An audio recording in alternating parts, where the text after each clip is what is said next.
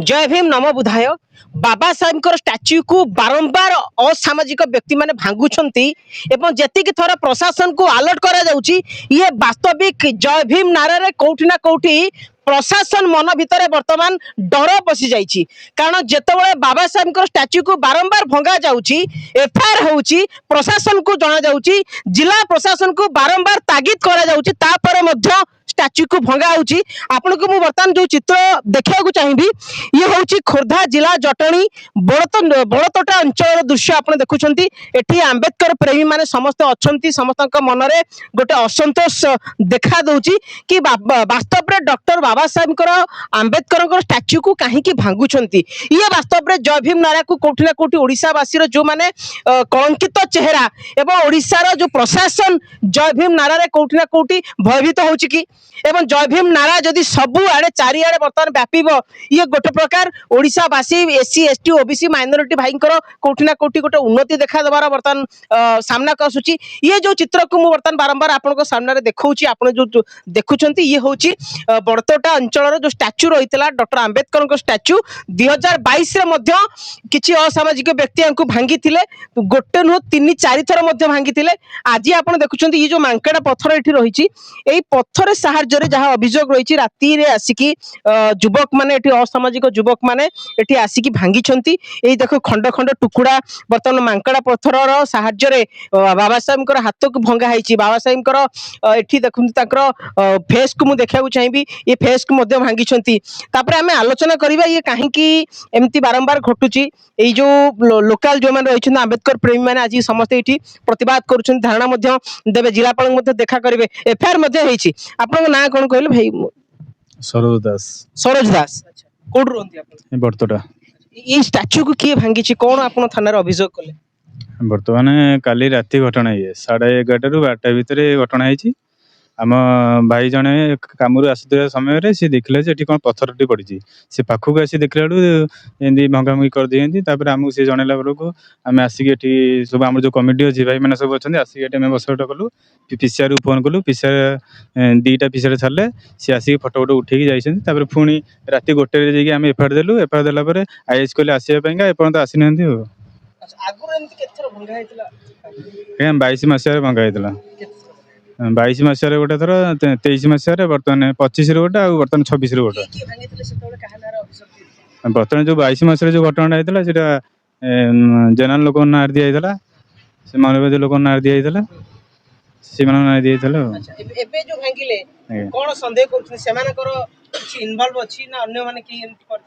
बर्तमान भावना तो आगे आम से कारण सी देखी सही पाना आम जिते डेवलपमेंट करने चेष्टा करमको बारंबार बारंबार आम को भांगा चेष्टा करमको कमजोरी कर चेष्टा करते सी बोधे जानी ना आम ये जागृत हो गलु सी आमको चिन्ह ना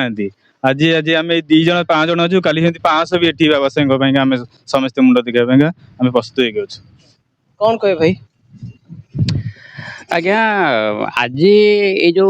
गोटे प्रकार अमानवीय कार्य घटा जाइए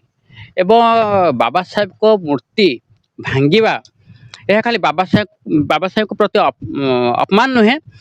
समग्र भारत वर्ष रे थिबा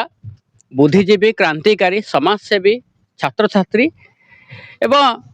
समस्त साधारण नागरिक यह एक अपमान सूचक वार्ता एवं निहाती भाव में मनुवादी व्यवस्था ब्राह्मण व्यवस्था बीजेपी सरकार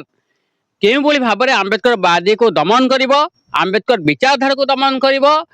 ए संपर्क में निहाती भाव में कोठा कोठी षड्यंत्र बारंबार रचना करिकी उक्त अंचल एवं खाली बड़तोटा नुहे आप देखिए नाइजर छक भंगा जाइए पूर्व आमर जंकियार भंगा जाइए बहुत पिपिले भंगा जाइए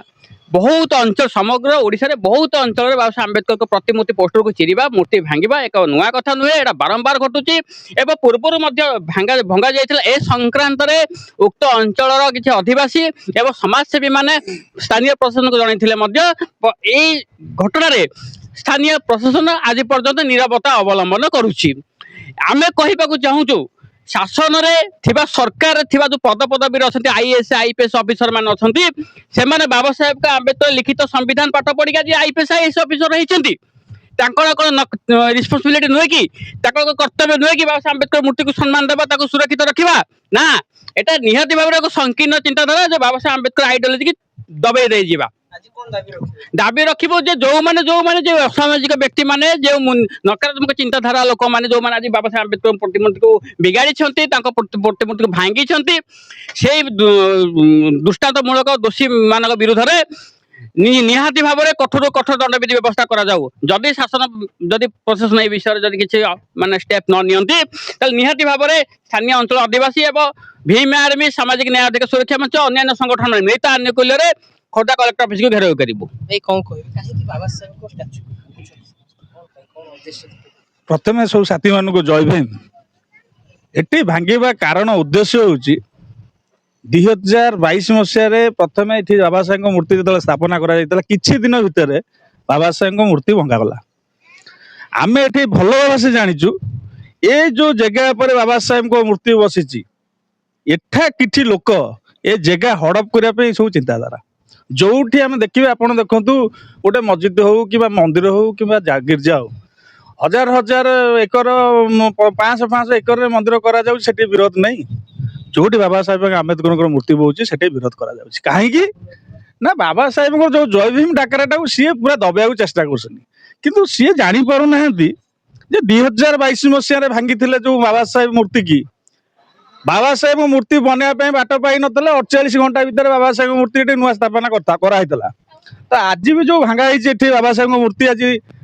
ବାବା ସାହେବଙ୍କ ହାତ ହଉ ମୁହଁ ହଉ ତାଙ୍କ ପ୍ରତିମୂର୍ତ୍ତିକୁ ଆଜି ପଥର ମାରିକି ପଥର ଛେଚା ହେଇକି ମରା ହେଇଛି। ତାଙ୍କର ଯୋଉ ମୂର୍ତ୍ତିକି ଯୋଉ ଆଜି ଯୋଉ ପ୍ରକାର ଭାବରେ ଭଙ୍ଗା ଯାଇଛି, ବେଶୀ କିଛି କହିବିନି ପ୍ରଶାସନକୁ। ଗୋଟିଏ ଜିନିଷ କହୁଛି, 48 ଘଣ୍ଟା ଭିତରେ ଯଦି ମୂର୍ତ୍ତି ପୁନର୍ମୂର୍ତ୍ତି ନ ହେଇବାକୁ ସୁନ୍ଦର ଭାବରେ ନ କରା ହେଇକି ପୁଣି ତାକୁ ଯଦି ପ୍ରତିମୂର୍ତ୍ତିକି ନୂଆ ସ୍ଥାପନା ନ କରାଗଲା, କଲେକ୍ଟର ଅଫିସ ପଛ କଥା ଅନିର୍ଦ୍ଦିଷ୍ଟ କାଳ ଏଠି ରୋଡ ବନ୍ଦ କରାଯିବ। ଯୋଉ ପର୍ଯ୍ୟନ୍ତ ସବ କଲେକ୍ଟର ଆମ ଜଟଣୀ IIC ଏଠି ମୂର୍ତ୍ତି ନ ଦିଆଯାଇଛି ସେ ପର୍ଯ୍ୟନ୍ତ ରାସ୍ତା ବନ୍ଦ ହବ, ଖୋଲା ଯିବ ନାହିଁ। ନିଶ୍ଚିତ ଭାବରେ ଜୟ ଭୀମ ନାରାରେ ପୁରା ଭୟଭୀତ, ଏତେ ଭୟଭୀତ ଯେ ସେ ବାବା ସାହେବ ଆମ୍ବେଦକରଙ୍କ ମୂର୍ତ୍ତି କୋଉଠି ରଖିବାକୁ ଚାହୁଁନାହାନ୍ତି। କାରଣ ସେ ଜାଣି ସାରିଲେଣି ଯେ ଆଜି ଜୟ ଭୀମ ନାରା ସଚେତନତା ହେଇଗଲାଣି, କାଲି ସକାଳେ ଜୟ ଭୀମ ଯାହା କହିବ ଏମାନେ ମାନିବାକୁ ପ୍ରସ୍ତୁତ। ସେଥିପାଇଁ ସେ ଜୟ ଭୀମ ନାରା ଶୁଣିଲା କଣ ତାଙ୍କ ପୁରା ମୁଣ୍ଡ ଛାନିଆ, ଦେହ ଛାନିଆ।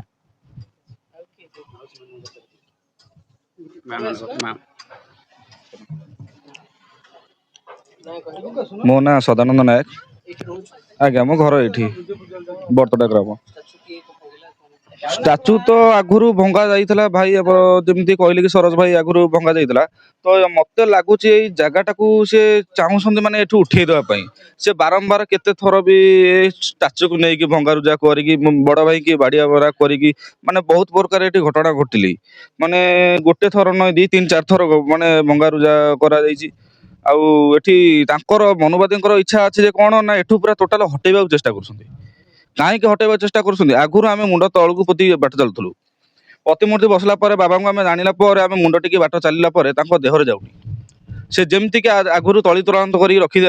ରଖିଥିଲେ, ସେ ଏବେ ବି ଚାହୁଁଛନ୍ତି ଆମେ ସେମିତି ତଳି ତଳାନ୍ତ ହେଇକି ରହିବୁ। ହେଲେ ଆମେ ଚାହୁଁନୁ ତଳି ତଳାନ୍ତ ହେବାକୁ ରହିବାକୁ। ଆମେ ଯେମିତି ହକ୍ ଲଢ଼ିବୁ ବାବାଙ୍କ ପାଇଁ, ଯାହା ବି କରିବାକୁ ହେଲେ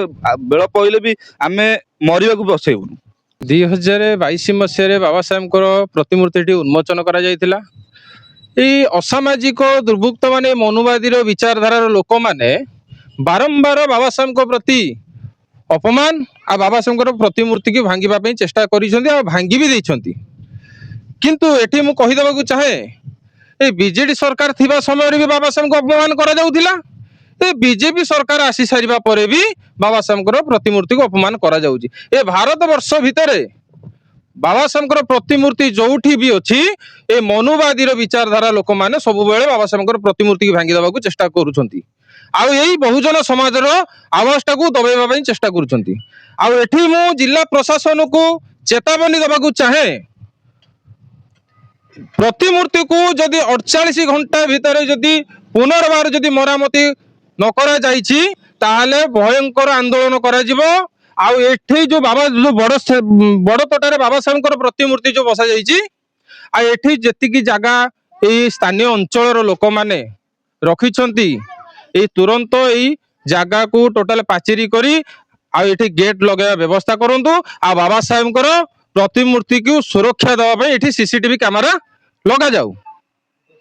ନହେଲେ ଆଗାମୀ ଦିନରେ ଭୟଙ୍କର ଅମ୍ବେଦକରବାଦୀ ମାନେ ଆସି ରାଜରାସ୍ତାରେ ବସିବ ଦରକାର ପଡ଼ିଲେ ମୋହନ ମାଝୀର ସରକାରକୁ ବି ଭାଙ୍ଗିବାକୁ ପଛେଇବେନି। ନା କଣ ସୁମିତ୍ରା ଦାସ ଏଇ ଷ୍ଟାଚ୍ୟୁ ଭାଙ୍ଗି ଦେଇଛନ୍ତି କୋଉ ମାନେ କଣ ଜାଣିଛନ୍ତି ଆମେ ତ ଶୋଇଲୁ ଆମେ କଣ ଜାଣିଛୁ କିଏ ଭାଙ୍ଗିଛି। ଆଗରୁ ଏମିତି ଥରେ ହେଇଥିଲା 4 ଥର ହେଲାଣି ମୋ ପୁଅକୁ 4 ଥର ମାଡ଼ ହେଲାଣି 4 ଥର ତାଙ୍କ ଯୋଗୁରୁ ମୋ ପୁଅ ମାଡ଼ ଖାଇଲାଣି ରକ୍ତ ସାଲ ଭଲ ମେଡିକାଲରୁ ଏବେ 3 ମାସ ତଳେ ଆଇଛି ତଥାପି ଭଲ ହେଇନାହିଁ ମୋ ପୁଅ ଯେ ଥାନା ଟେକଅପ୍ ନେଉନାହାନ୍ତି ନା କିଛି ନେଉନାହାନ୍ତି ଥାନା ବାଲା ଆକ୍ସନ କିଛି ନୁହଁ କିଛି ନେଉନାହାନ୍ତି 4 ଥର ଏଇ ନାଗି ମୋ ପିଲା ମାଡ଼ ଖାଇଲାଣି କାହିଁକି ସେ ଏଇଠି ବସେଇଲା ଏତେ ସାହସ ବାଉରିଟା ତାର ଏମିତି ଆମେ ଶୁଣା ପାଉଛୁ ଆଉ ହଁ।